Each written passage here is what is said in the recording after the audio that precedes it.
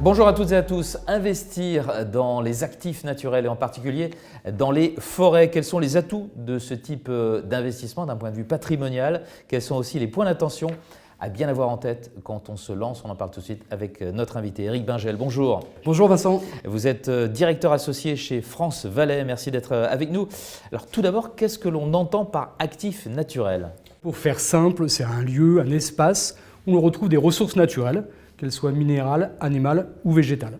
Donc typiquement, on va penser aux prairies, on va penser aux forêts et également aux terres agricoles. Il y a deux choses. La première chose, c'est que France Valais, nous n'intervenons que sur les forêts et sur le viticole, aujourd'hui exclusivement en Champagne. Deuxième chose à retenir, c'est qu'on aime bien ces écosystèmes parce qu'ils ont beaucoup de vertus. D'une part, parce qu'ils nous fournissent, nous humains, en tant que ressources naturelles. C'est du concret. Ouais, exactement. Ouais. Et puis d'autre part, sont des actifs qui ont des rôles qui sont juste fondamentaux par rapport à la filtration de l'eau, par rapport à la régulation du climat. Donc voilà, des actifs qui pour nous sont essentiels. Et pourquoi, du point de vue de l'épargnant, faut-il avoir des actifs naturels en portefeuille? Première chose, c'est un outil de diversification, parce que la plupart du temps, les clients privés ou même les institutionnels sont très peu exposés à ce type d'actifs. Deuxième chose, ce sont des produits qui sont très peu corrélés aux grands marchés, que ce soit les marchés d'actions ou d'obligations. Dans un contexte inflationniste comme celui que l'on connaît, ce sont de très bons remparts, puisque ce sont des matières premières, donc ça a plutôt tendance même à accompagner la hausse des prix. Quatrième chose, sont des actifs durables, et on sait qu'il est aujourd'hui vital de pouvoir orienter une partie des flux de capitaux vers des fonds à impact. Des fonds qui clairement sont dans l'air du temps, là. Ouais. On est pleinement dans les notions de durabilité, Ouais. donc ça c'est vraiment une raison qui nous semble essentielle.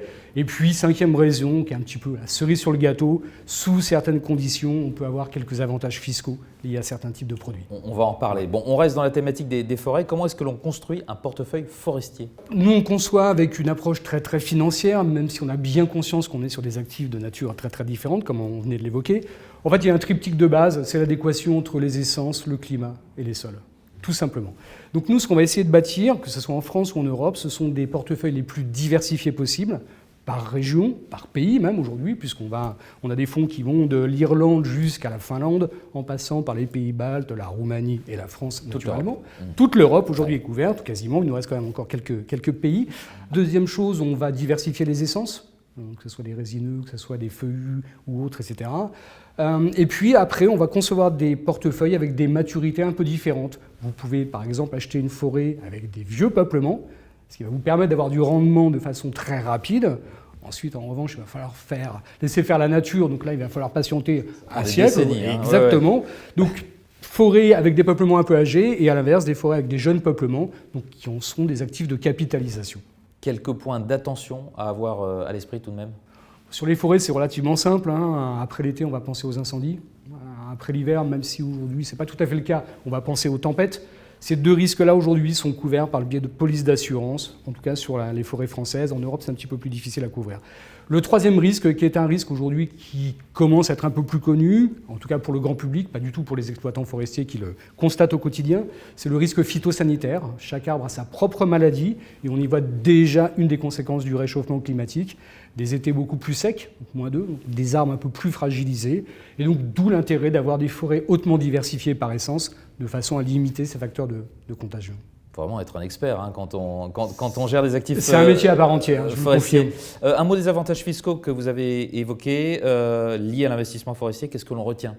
En fait, on retient le plus connu, c'est le fameux abattement de 75% sur les droits de mutation à titre gratuit.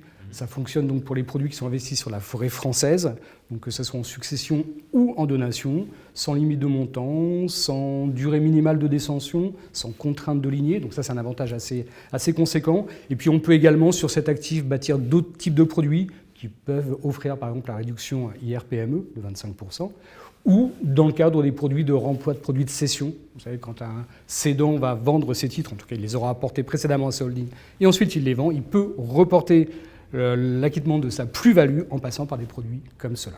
Éric Bingel, merci beaucoup pour cet éclairage sur les actifs naturels et les actifs forestiers en particulier. Je rappelle que vous êtes directeur associé chez France Valais. Au revoir. Au revoir Vincent.